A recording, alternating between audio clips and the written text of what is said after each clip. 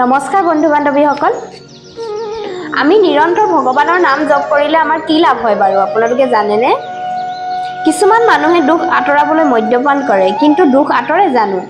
দুখ কেতিয়াও নাতৰে। দুখ আঁতৰাবলৈ হ'লে আমি সদায় নিৰন্তৰ ভগৱানৰ নাম জপ কৰিব লাগিব। আজি মই এটা কাহিনীৰ যোগেদি মই ক'ম, কাহিনীটো শেষলৈকে আপোনালোকে শুনিব, গম পাব ভগৱানৰ নাম জপ কৰিলে আমাৰ কি কি লাভ হয়।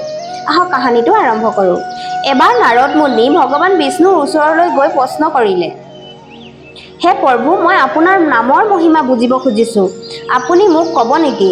তেতিয়া ভগৱান বিষ্ণুৱে ক'লে, তুমি নামৰ মহিমা জানিব বিচাৰিছা যদি মৃত্যু লোকলৈ যোৱা আৰু মৃত্যু লোকলৈ গৈ এটা পোকৰ আগত মোৰ নাম জপ কৰা, তেতিয়া গম পাবা। নাৰদ মুনিয়ে এই কথা শুনি মৃত্যু লোকলৈ আহিল আৰু মৃত্যু লোকত এটা পোক বগাই থকা দেখিলে আৰু সেই পোকটোৰ ওচৰলৈ আহি ক'লে, নাৰায়ণ নাৰায়ণ, আৰু লগে লগে সেই পোকটো মৰি গ'ল। নাৰদ মুনিয়ে ভয়তে লগে লগে বিষ্ণুৰ ওচৰলৈ গ'ল আৰু বিষ্ণুক ক'লে, প্ৰভু, আপোনাৰ নাম লোৱাৰ লগে লগে সেই পোকটো মৰি গ'ল। তেতিয়া ভগৱান বিষ্ণুৱে মিচিকিয়াই হাঁহি ক'লে, হে দেৱঋষি, তুমি আকৌ এবাৰ মৃত্যু লোকলৈ যোৱা আৰু এজনী পখিলা পৰি আছে, সেই পখিলাজনীৰ ওচৰলৈ গৈ মোৰ দিব্য নাম লোৱাগৈ। তেতিয়া নাৰদ মুনিয়ে আকৌ মৃত্যু লোকলৈ আহিলে আৰু দেখিলে এজনী পখিলা ফুলত পৰি আছে আৰু সেই পখিলাজনীৰ ওচৰলৈ আহি ভগৱানৰ নাম ল'লে, নাৰায়ণ নাৰায়ণ, আৰু লগে লগে সেই পখিলাজনী মৰি গ'ল। আৰু নাৰদ মুনিয়ে ভয় খাই বিষ্ণুৰ ওচৰলৈ গ'ল। আকৌ সুধিলে, হে প্ৰভু, আপোনাৰ নাম লোৱাৰ লগে লগে পখিলাজনীও মৰি গ'ল।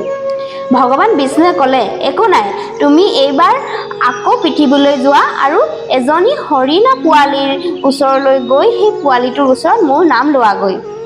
তাৰ পিছত নাৰদ মুনিয়ে আকৌ পৃথিৱীলৈ আহিল আৰু এজনী হৰিণা পোৱালীৰ ওচৰত আহি আকৌ ভগৱানৰ নাম ল'লে, নাৰায়ণ নাৰায়ণ, আকৌ লগে লগে সেই হৰিণা পোৱালীটো মৰি গ'ল।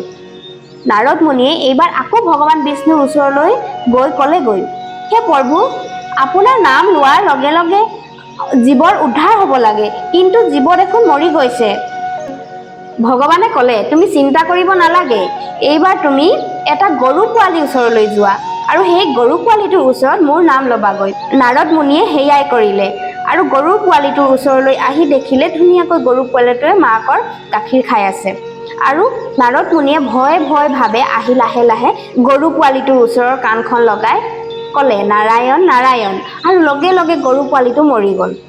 নাৰদ মুনিয়ে লগে লগে ভগৱান বিষ্ণুৰ ওচৰলৈ আহি ক'লেহি, হে প্ৰভু, বন্ধ কৰা তোমাৰ লীলা, নালাগে মোক জানিবলৈ তোমাৰ নামৰ মহিমা। তোমাৰ নামেৰে জীৱ হত্যা হৈছে, মোক আৰু পৰীক্ষা ল'ব নালাগে। ভগৱান বিষ্ণুৱে ক'লে, শান্ত হোৱা ঋষিবৰ, তুমি এইবাৰ মোৰ কথা মতে আকৌ পৃথিৱীলৈ যোৱা। এইবাৰ জীৱ জন্তুৰ ওচৰত নহয়, মানুহৰ ওচৰত মোৰ নাম লৈ চোৱাগৈ, তেতিয়া গম পাবা মোৰ নামৰ মহিমা কি। কাশী নৰেশৰ ঘৰত এটা পুত্ৰ সন্তান জন্ম হৈছে, তুমি তালৈ যোৱা আৰু সেই পুত্ৰ সন্তানটোৰ ওচৰত মোৰ নাম লোৱাগৈ। নাৰদ মুনিয়ে ক'লে, হে প্ৰভু, আপুনি মোক কলৈ পঠিয়াইছে? কেনেবাকৈ যদি মৃত্যু হয় তেন্তে মই হত্যাকাৰী বনিম, মই কলংকিত হৈ যাম। ভগৱানে বাৰে বাৰে কোৱাৰ কাৰণে আকৌ নাৰদ মুনি সেই কাশীলৈ যাবলৈ ওলাল। নাৰদ মুনি গৈ কাশীৰ পালেগৈ। কাশীৰ সেই নৰেশৰ ঘৰত পুত্ৰ সন্তান জন্ম হোৱাৰ কাৰণে উৎসৱ পাতিছিল আৰু সেই উৎসৱত ৰজাই গম পালে যে নাৰদ মুনি আহিছে আৰু নাৰদ মুনিক সন্মান সহকাৰে আদৰ সাদৰ কৰিলে আৰু নাৰদ মুনিক ক'লে, মোৰ ঘৰত আজি পুত্ৰ সন্তান জন্ম হৈছে, আপুনি আশীৰ্বাদ দিয়ক।